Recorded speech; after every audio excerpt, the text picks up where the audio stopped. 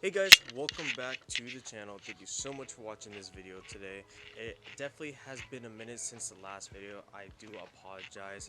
I've been so caught up with school and work. I just didn't have any room whatsoever to make some content. But that does not matter because we are doing some content today. What I have for you guys, we are going to be changing my 8th Gen Civic Si brakes and upgrading them to R1 concept brakes for you guys today. But before we get started on this video, be sure to give this video a like and consider subscribing, and let's go ahead and jump in. So in the last couple of videos and comments, some of you guys have been waiting on some Datsun content. So unfortunately, there's just been a couple of things that's been going on with the Datsun. Pretty much the ignition with the key and just to turn it, like it's kind of stuck and also kind of broken. So I'm gonna have to replace it. So I will make a video on that too.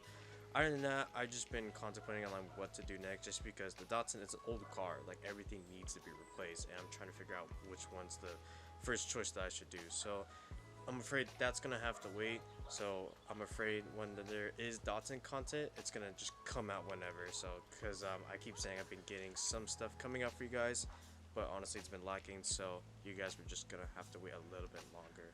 I do apologize once again, but I promise there will be some Datsun content in the future.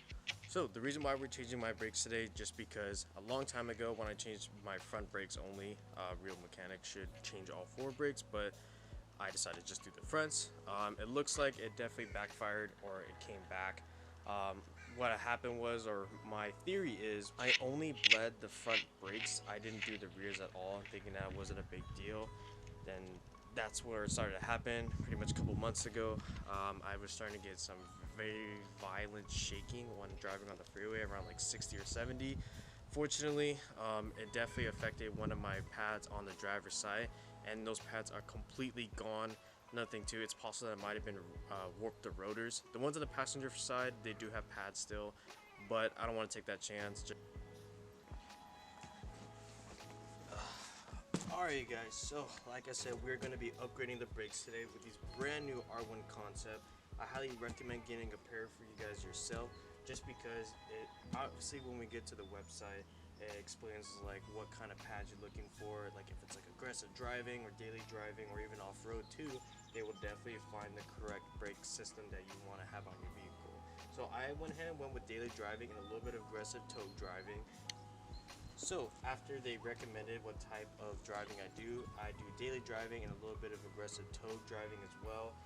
They recommend getting this pair of brakes, so we're gonna go ahead and unbox these and see what we got.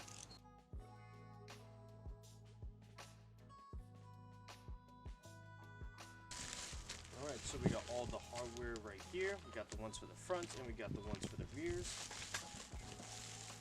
We got the R1 Concept Ceramic Series brake pads. I believe these are ones that are going to go to the front. And we got the ones for the rear.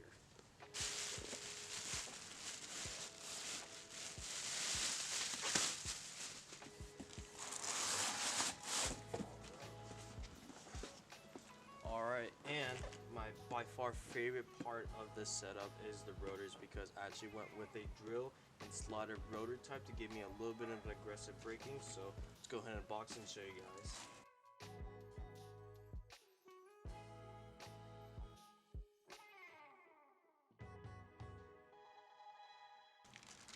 Ooh baby, so these are the new R1 Concept slotted and drill rotors. These are honestly massive. Like, they're definitely look a lot bigger than the OEM version. So honestly, they look a little too big, so I hope they fit perfectly.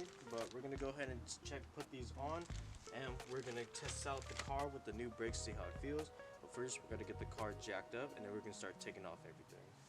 Alright guys, as a bonus too, if you're looking to get something that's a little bit good in price and of course in best performance, I recommend getting this kit. This only run me under $300, so it's a really good recommendation, especially if you're just doing light daily driving and of course light I would say aggressive driving, like every few weekends or so. I definitely recommend this. This is the best bang for your buck, so let's go ahead and get this installed. Alright guys, car is jacked up, ready to go. I got three jack stands and one little 2-ton, and we got the 3-ton in the back for extra support, just because it is a flat surface, but it is a little bit hard to tell, but it's actually going a little downhill. So honestly, I don't recommend doing this. One reason why I'm doing it is because I've done this before and I take precaution, and I don't have any space in the garage to do that at the moment. So gotta do what I gotta do just to make sure I'm safe on the road, so that way I can stop before an accident. So I already got everything, got the car already equipped and ready to go, and I got all my tools over here ready. Other than that, we're gonna go ahead and take off all 4 wheels, and with the magic of editing, wheels are off. So what we're gonna do now, I'm actually gonna replace the fronts first because they are the easiest. The rears are pretty much the same, but I'm just familiar replacing those, so it shouldn't take me too long. This wasn't my first brake job before, so I'm pretty quick with these. But I always want to make sure I'm careful and I do everything correct because these are my brake system. So I definitely want to be careful with that. But that being said, I'm gonna go ahead and spray all the bolts with some WD-40 just to get some grime off. Especially if all Honda owners know that if you guys have any of these stupid little screws that hold the rotor together, these are annoying to get off if you've never removed them before. So obviously I don't have them right here, but I do have some on the other side. But yeah, I recommend spraying these bolts because they're not going to come off the first time. So let's go ahead and get that started. Another to you guys, peak the outfit, especially this shirt here. Big shout out to my brother Vince for getting me this sick shirt.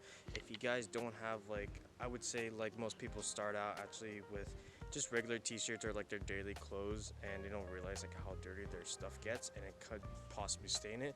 So this shirt is amazing. Like, it does wonders. Even in how dirty it gets, it always cleans off. But I recommend getting your guys self like a mechanic shirt because this stuff saves my clothes a lot. Like, thank me later because this stuff is amazing. So thank you, Vince. Big shout out to him. So before I take off anything, especially with the fronts too, you guys, so everyone knows that you're gonna have to push the piston back in on your brake caliper so that way you can put in the new pads and the new rotors. There are tools for that most of the time, but if you guys have a 2007 model or older, some guys might know this trick, but pretty much you get your brake caliper to turn towards you and make sure the steering wheel is locked, so you have to remove your key so that way it doesn't budge.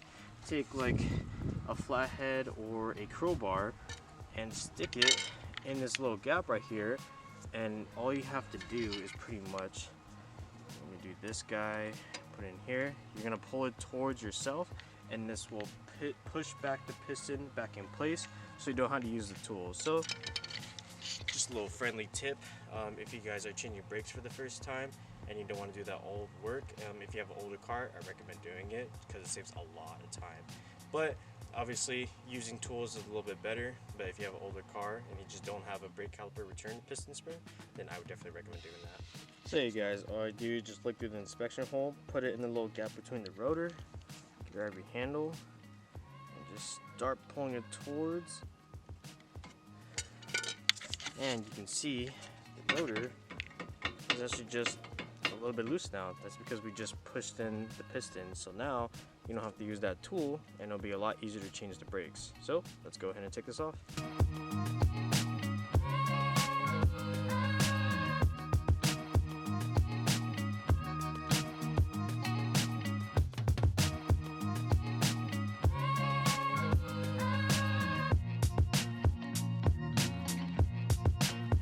Alright guys, so I got all the brake stuff off the assembly right here.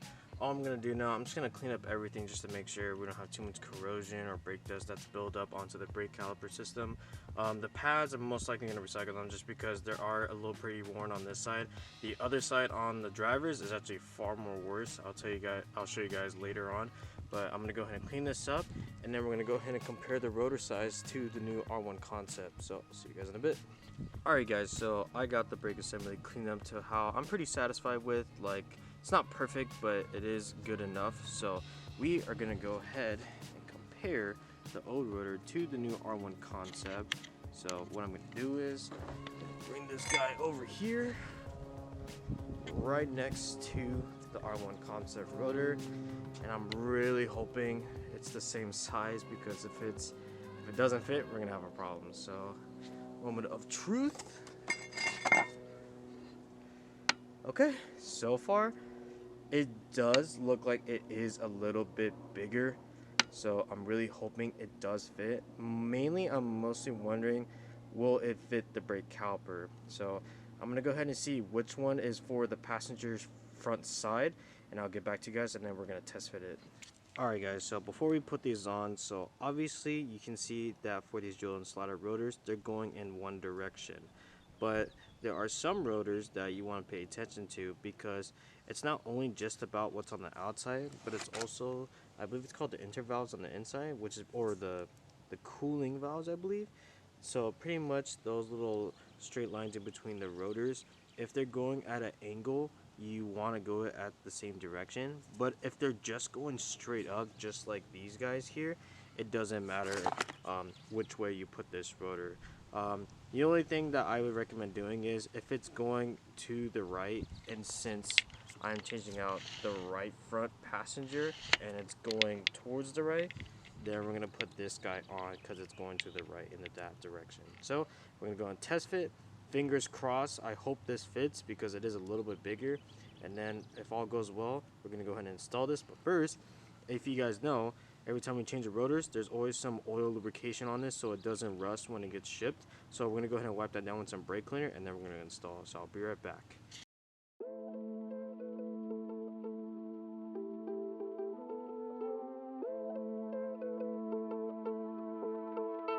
Alright guys, so it does fit.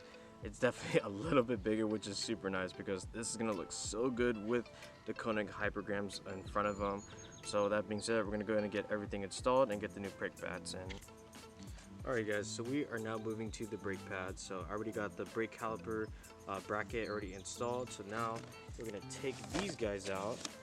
These are going to be the new front brake pads that we're going to be installing today.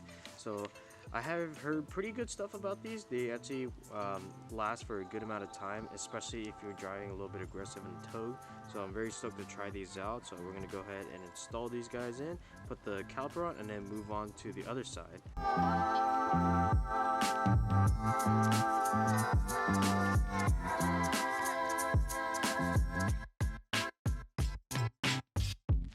Alright you guys, brake rotor and brake pads are officially installed. I haven't torqued it yet because I'm waiting to do all the other three first.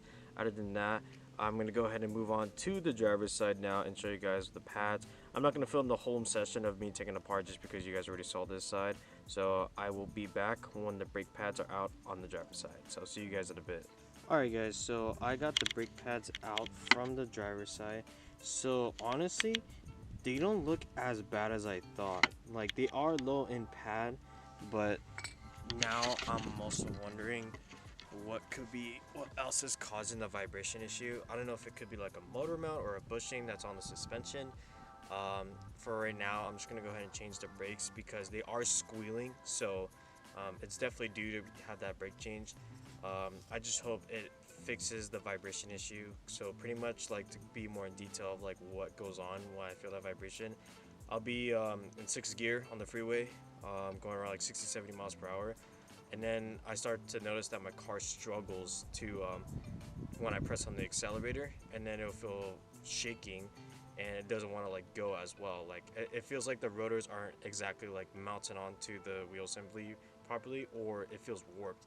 Because when I step on the brakes, it gets worse and it just violently shakes. So hopefully, like, I just had to bleed the system in the brake again and it'll fix the issue. But we're going to go ahead and install the new rotors and brake pads. Hopefully that fixes the issue.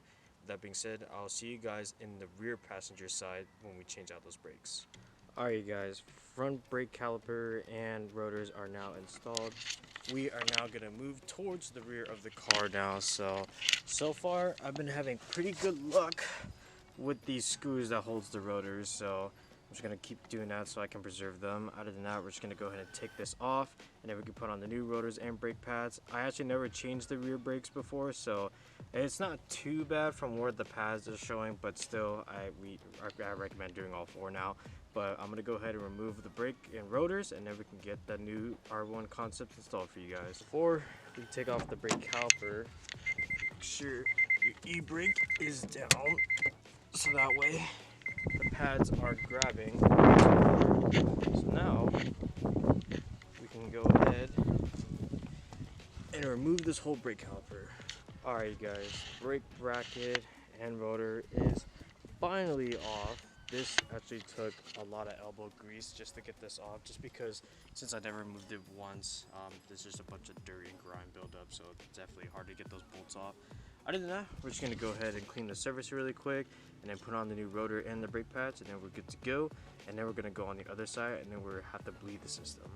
Alright guys, just an update. I've been out this stupid piston for a good hour just because I don't have the right tools with me. So pretty much what I had to do, I had to use like a flathead screwdriver, but only with this crowbar. So like it worked, but it took forever. So now we can finally put everything together and start on the other side, but you guys won't have to see that, so I don't want to waste your guys' time. So we'll go ahead and put that on, and then afterwards we can bleed the system and then finally put it on the ground. Alright guys, so quick update. So that little piston that I told you guys in the rear that was giving me so much trouble, so the one on the driver's side is a lot worse. So now I had to give hopes up because there's no way I was going to do it with the tools I had. So I'm going to go to O'Reilly's to pick up this universal box, so that way I can finally be done with this, because it's taking so long, plus I'm on a time crunch. So I'm gonna go run to O'Reilly's really quick and get the tool, and I'll see you guys in a bit. Alright guys, so I just picked up the tool at O'Reilly's, like this whole universal tool for those specific piston rings. I have no idea if they work, so fingers crossed, because I need to get this done. So we're gonna head back and put that on and see if it works. Alright guys, so we are back. So pretty much what happened was I had to go somewhere, but it actually got canceled. So we're back at the house, getting ready the car to get blooded, so that way the brakes are gonna work properly. But as you guys can see, we got the new brake rotors and pads installed for you guys today. So just by looking at them, it honestly looks really cool. Like, I'm super glad how they came out. I'm really excited to see how they perform well, especially too in a couple of days or so. I'm actually gonna go up to like a mountain road, I believe this weekend, and I'm excited to see like how well they perform. So for now, we're gonna go ahead and jack up the car, get all the wheels off so that we can get the bleeding procedure started. Hey guys, so before we bleed the brakes, so the first thing that I'm actually going to do is torque all the bolts down to specification. This is very important. This is a step that you guys do not want to miss, because obviously if you are driving and then something gets loose and worst case scenario might fall off, you definitely want to torque your lug nuts, or I'm sorry, you definitely want to torque all the bolts that you took off.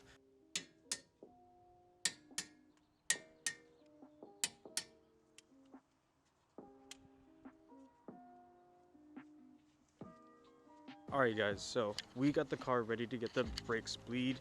So pretty much like what we got set up here, we got a container to get all the old brake fluid, a 10 and a 12 millimeter wrench, as well as some brake fluid. And this will definitely come in handy if you guys have a Harbor Freight nearby you.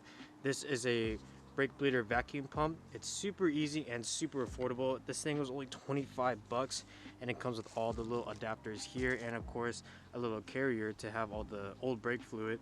And when you're done, all you gotta do is pour it in and then you're all set. So like honestly, I used this once because of that vibration issue that I was having a long time ago. That's why the driver's side brake pads were actually a little bit far more worse than the passenger. So after bleeding it, it definitely fixed the issue for a good while, but now we're here again, so we're gonna go ahead and redo the whole thing. So other than that, we're gonna go ahead and start with the driver left side first, because the order that it is set up for my car is driver left front to passenger right front to right rear passenger to left rear passenger. Afterwards, it'll be all set to go, and then we can go for the test drive. But at the same time, it is getting a little bit late, and I actually noticed this morning when I was getting ready for the video for you guys today. But when I was taking a little trip to AutoZone and O'Reilly's just to get everything prepped, I got a nail in my tire. So looks like we're gonna have to put on the donut of shame tonight, so that way I can get the tire fixed tomorrow. So that being said, I'll probably wait to do a daytime test run to see how the brakes perform. So let's go ahead and get the brake bleed started, and then afterwards we can get all set. Okay guys, so it has been a couple days since we installed the new rotors and brake pads on this 8th Gen Civic. So I just want to give you guys an update how I've been doing. So far, the brakes, they definitely grab a lot better than the old OEM factory or local part AutoZone store brake pads. But it's a big difference comparing to the slotted rotors and the factory style rotors as well. I would say in terms of the brake pedal feeling, unfortunately, it is pretty smushy. From the information I got when I was doing the brake bleeding procedure, it told me to start on the left front to right rear, or left rear to right rear. Now I talked about it with a couple people that owns other 8 gens or other people that does mechanic stuff as well. Usually it's a little bit backwards, so we're just gonna go ahead and get the car up in the air so we can bleed the brakes properly. So another thing about that too is, so I mentioned earlier that for my Civic, I said that it was starting from the left front to right rear to left rear. Now, I heard some people said that's the correct bleeding procedure for this type of Civic, but I've been going on 8gen.com forum to see if I can get an answer to see if I'm doing it wrong. So a ton of answers saying that I was supposed to do it starting from the right rear passenger. Alright guys, so we are back again. So I actually went and re-bled the brakes properly this time. It took a little bit longer than I expected just because, so you remember that tool I was using for the brake bleeding procedure? So the first one, it broke on me just randomly. I actually went ahead and went back to Harbor Freight to grab another one, and then once I got back and tried to bled it again, it was actually defective out of the box. So I had another broken one. I had to go back to the shop, get another pump. So it was a third tool I had to get. And I properly bleeded the brake calipers properly from what I've been told. So two of my buddies that actually both have 8gen size, they told me that you need to start from the right rear furthest from the brake master cylinder. So I did see some comments on that on the 8gen Civic forum.com.